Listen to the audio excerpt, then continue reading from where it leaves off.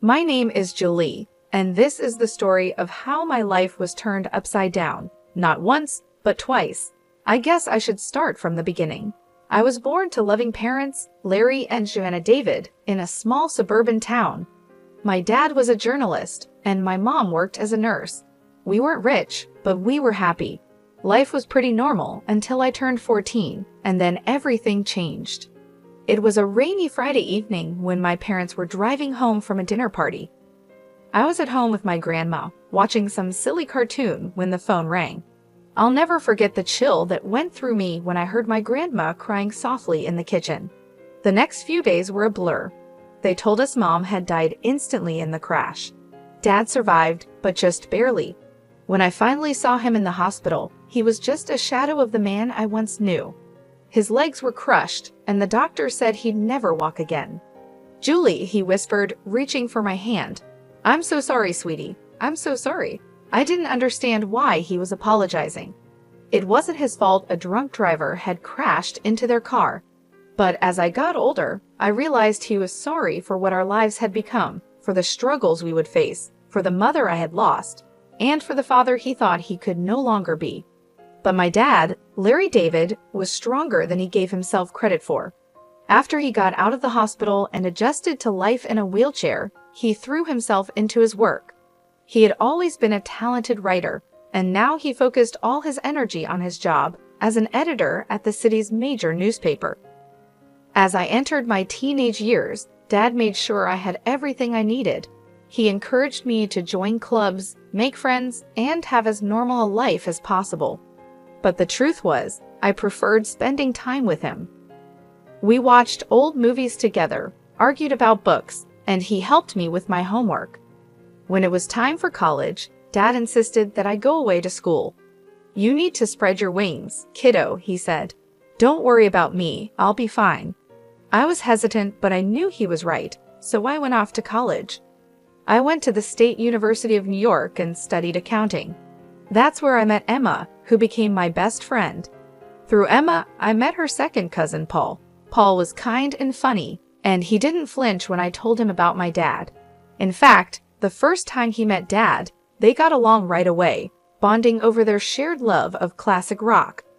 Later, Paul told me, "Your dad is cool, and you're amazing for taking care of him all these years." I tried to play it off, but inside I was glowing. For the first time since the accident, I felt like maybe, just maybe, I could have a normal life, a life with love, laughter, and even a family of my own someday. After graduation, things started to fall into place like a puzzle. I got a job at the local tax service, and Paul started working as a long-haul truck driver. We dated for 4 years before he proposed to me on a crisp autumn evening in the park where we had our first date. I was thrilled, but there was one thing I needed to make clear. "Yes, Paul, but I can't leave my dad. He needs me." Paul smiled wide and said, "I wouldn't have it any other way. We'll all live together. Your dad's apartment is big enough for the 3 of us, right?" The wedding was small but beautiful. Dad insisted on wheeling himself down the aisle to give me away. There wasn't a dry eye in the place. As I stood there, holding Paul's hand, I felt like I was living a fairy tale. But every fairy tale has its villains, and mine came in the form of my mother-in-law, Maria, and my sister-in-law, Olivia. From the moment I met them, I could tell they didn't approve of me. "So your father is handicapped?"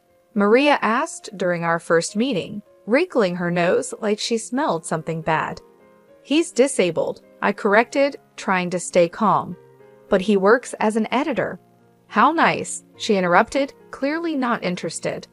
Then she turned to Paul and asked, "Are you sure about this? There are so many nice girls from good families." I felt my face flush with anger and embarrassment, but Paul immediately defended me. "Mom, Julie is from a good family. Her dad's disability doesn't change that. I love her, and that's all that matters." That shut Maria up, but I could still see the disapproval in her eyes. Olivia, following her mother's lead, was just as cold towards me after the wedding. True to his word, Paul moved in with Dad and me, and our life settled into a comfortable routine. I'd go to work at the tax office, while Paul was on the road for days at a time. When he was home, we'd all have dinner together. But whenever Maria and Olivia visited, the atmosphere in our home changed. They acted like they owned the place, barely acknowledging Dad's presence. Once, I overheard Maria whispering to Olivia, "It's a shame. Paul could have done so much better. Now he's stuck with this girl and her crippled father.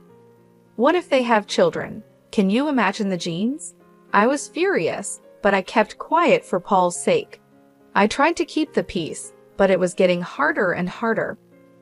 One evening, after a particularly tense visit from Maria and Olivia, I broke down in tears.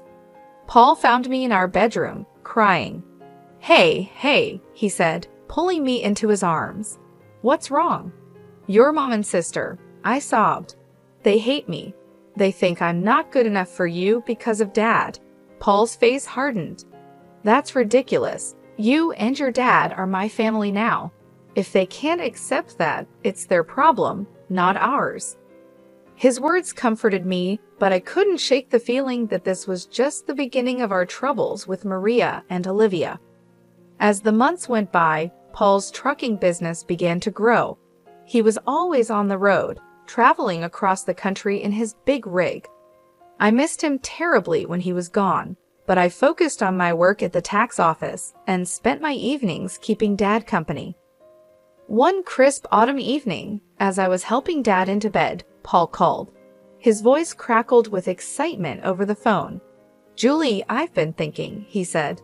"How would you feel about buying a townhouse? It would be easier for your dad to move around in a wheelchair. He could spend more time outside. Plus, you could have a garden, something to keep you busy when I'm on the road." The more he talked, the more I liked the idea. I glanced at Dad, who was pretending not to eavesdrop. "What do you think, Dad?" I asked, putting the phone on speaker. Dad's eyes lit up. "A garden would be nice," he admitted, "and it would be easier to get outside." That settled it. Over the next few weeks, we threw ourselves into house hunting.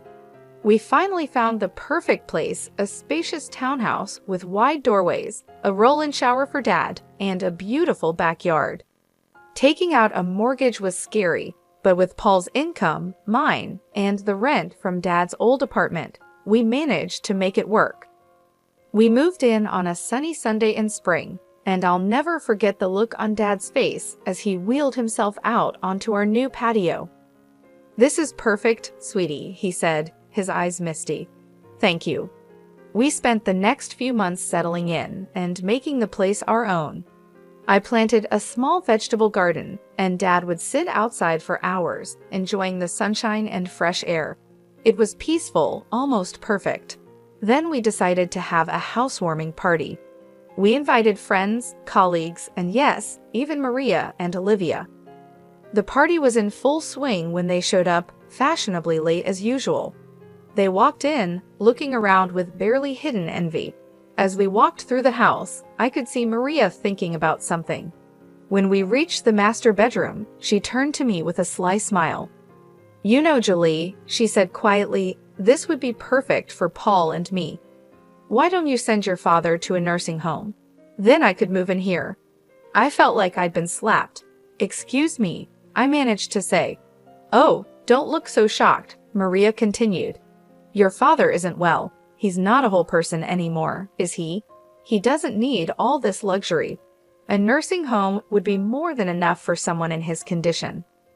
Before I could respond, Maria marched out to the patio where Dad was talking with some guests.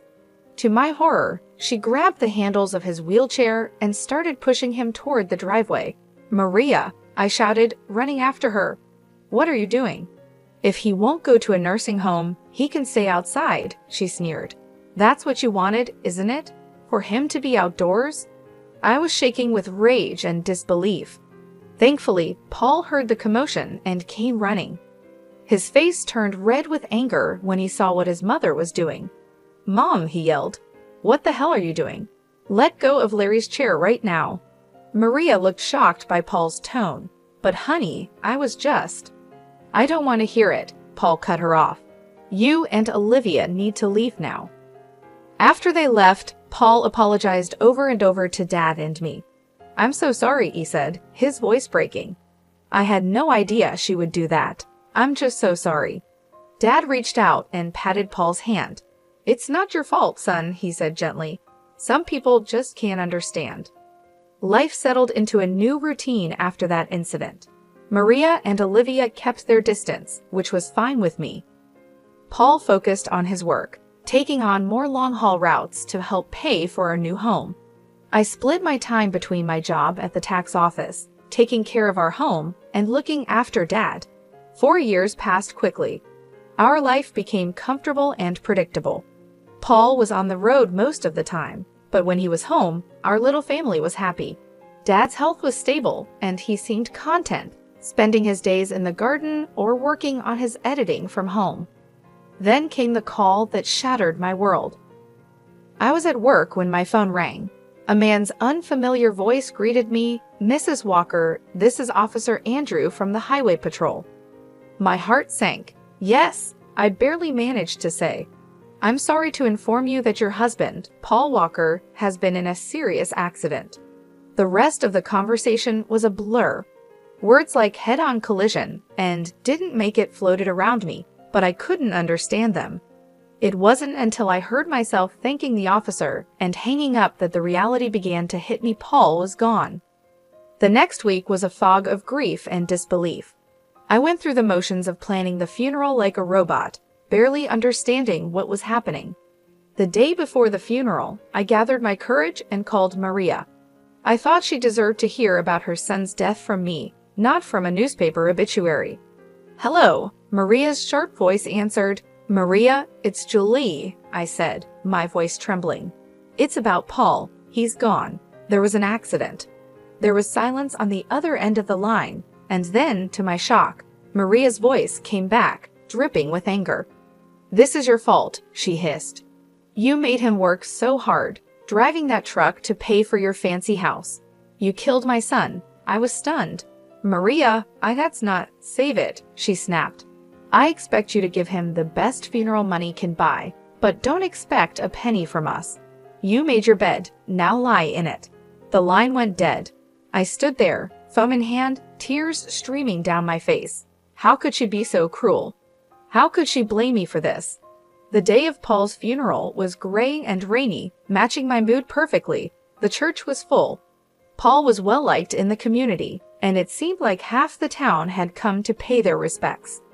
After the service, as people passed by to offer their condolences, I noticed that Paul's mother and sister were nowhere to be seen.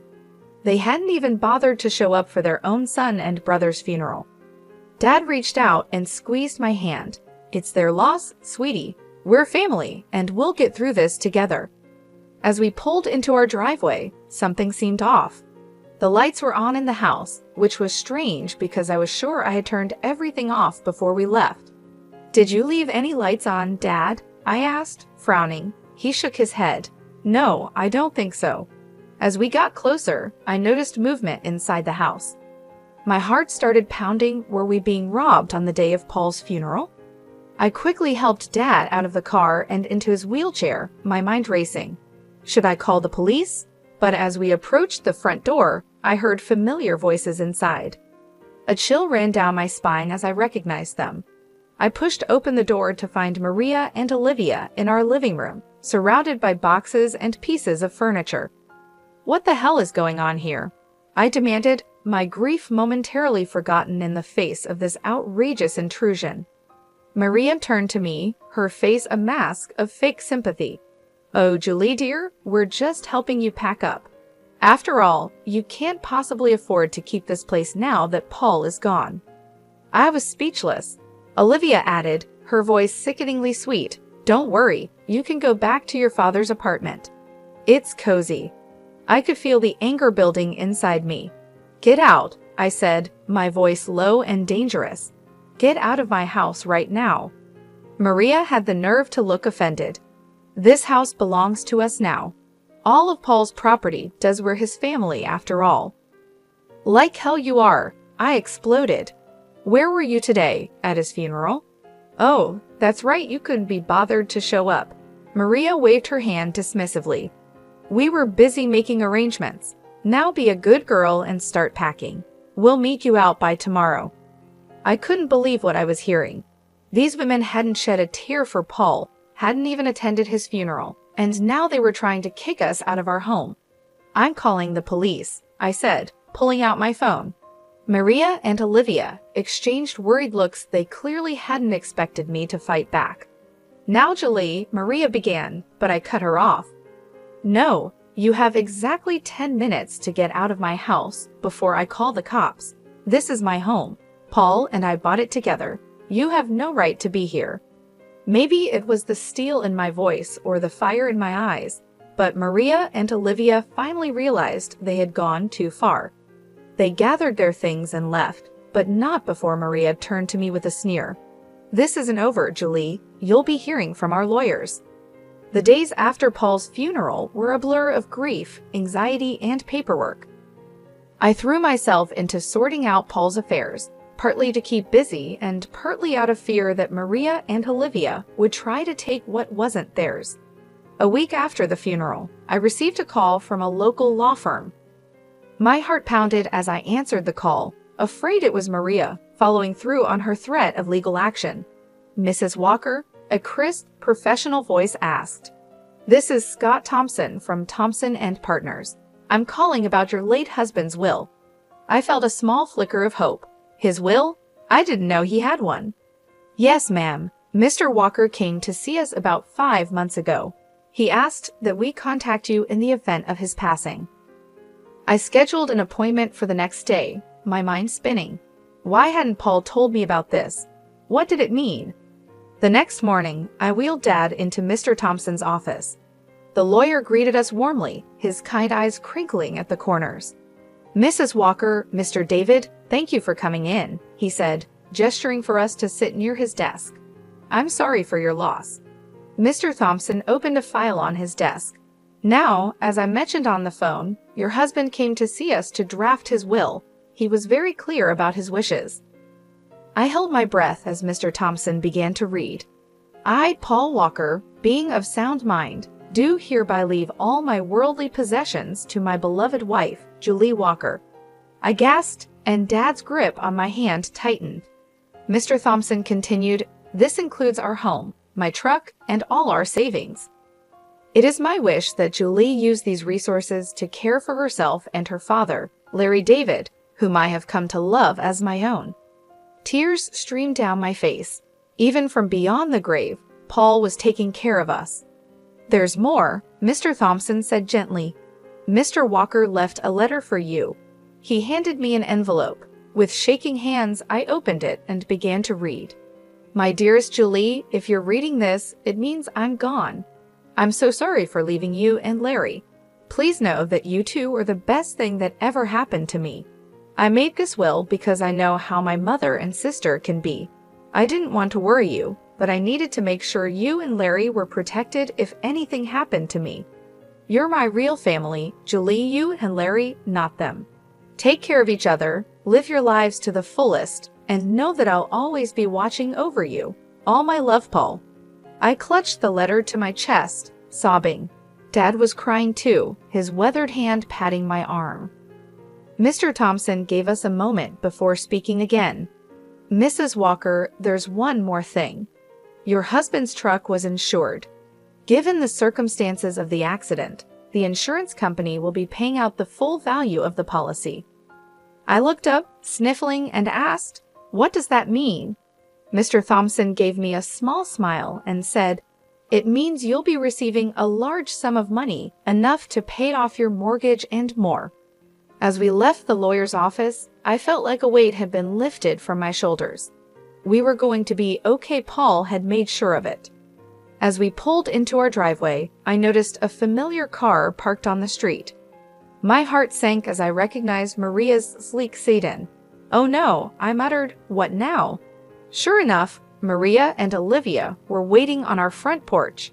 But this time, I wasn't afraid. I had Paul's letter in my pocket and the strength of his love in my heart. Julie, Maria began as we approached, her voice sickly sweet. We need to talk about Paul's estate. I stood tall, looking her straight in the eye. No, Maria, we don't. Paul left everything to me. It's all legal and official. And do you want to know why? Because we were his real family, not you. Now please leave your trespassing on my property. For once, Maria was speechless. Olivia tugged at her arm, whispering urgently. With one last venomous glare, they got in their car and drove away. The weeks after our meeting with the lawyer were busy. I threw myself into settling Paul's affairs, grateful for the distraction from my grief. The insurance payout came through, and just as Mr. Thompson had said, it was enough to pay off our mortgage with plenty left over. One afternoon, as I was going through Paul's desk, I found a small notebook. Curious, I opened it and saw pages filled with his messy handwriting. It was a journal of sorts, full of his thoughts and plans for our future. Thinking about starting a college fund for our future kids, one entry read, "Want to make sure they have the best start in life." My heart clenched. We had talked about having children someday, but had decided to wait until we were more financially stable. Now, reading Paul's private hopes and dreams, I felt a fresh wave of grief wash over me. "Oh, Paul," I whispered, holding the notebook close, "we had so many plans." That night, I tossed and turned, unable to sleep. My mind kept drifting to the journal, to the future we'd never have. When I finally drifted off, I dreamed of Paul. He was smiling, holding out his hand to me. "It's okay, Julie," he said in my dream. "Everything's going to be all right." I woke up the next morning feeling different. I couldn't quite figure out what it was, but something had changed. As I got ready for work, a wave of nausea hit me, and I barely made it to the bathroom in time. The morning sickness didn't go away in the days that followed. At first, I thought it was just stress and grief, but a small voice in the back of my mind suggested something else. After a week of this, I found myself in the pharmacy, staring at pregnancy tests. With trembling hands, I bought one and hurried home. The 5 minutes I waited for the result felt like the longest of my life. When I finally looked at the test, there were 2 clear blue lines. I sank to the bathroom floor, overwhelmed by a mix of emotions: joy, fear, grief, and hope all swirling together. "Julie," Dad's voice came through the door. "Everything okay in there?" I opened the door, tears streaming down my face. Dad's expression changed from concern to alarm. "What's wrong, sweetie?" he asked. I held up the test, my hand shaking. "I'm pregnant, Dad." I fell into his arms, sobbing. He held me, stroking my hair like he used to when I was a little girl. "It's okay," he murmured. "It's going to be okay. You're not alone, Julie.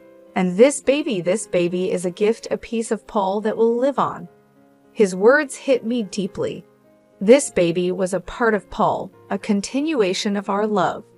Suddenly, the fear began to fade, replaced by a strong determination. "You're right," I said, wiping my eyes. "This baby is a gift, and we're going to be okay." Dad smiled, his eyes crinkling at the corners. "That's my girl. Now let's get you something to eat. You're eating for 2 now, after all." As we headed to the kitchen, I felt a sense of hope growing inside me. The road ahead would be challenging, but with my father by my side and Paul's child growing inside me, I knew we could face anything. As my belly grew with our child, I found strength I never knew I had. Dad was my rock, always there with a kind word or a helping hand. We settled into a new routine, just the 2 of us, eagerly awaiting the arrival of the newest member of our little family.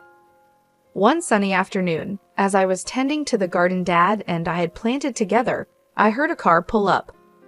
My heart sank as I recognized Maria's sedan. What could they possibly want now? I walked to the front of the house, one hand instinctively resting on my swollen belly. Maria and Olivia stood on our porch, looking both comfortable and slightly desperate.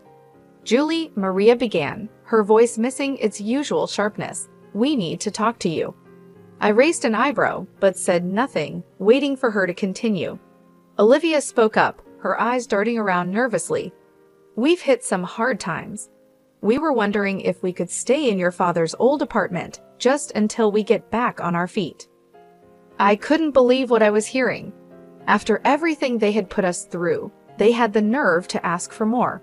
"I'm sorry," I said, my voice firm but calm. "That's not possible. I don't want to communicate with you anymore." Maria's eyes narrowed as they noticed my pregnant belly. Her face twisted with shock and disgust. "You're pregnant?" she spat. "Already? You little prostitute. I can't believe you've already found a new man. Paul's body isn't even cold in the ground."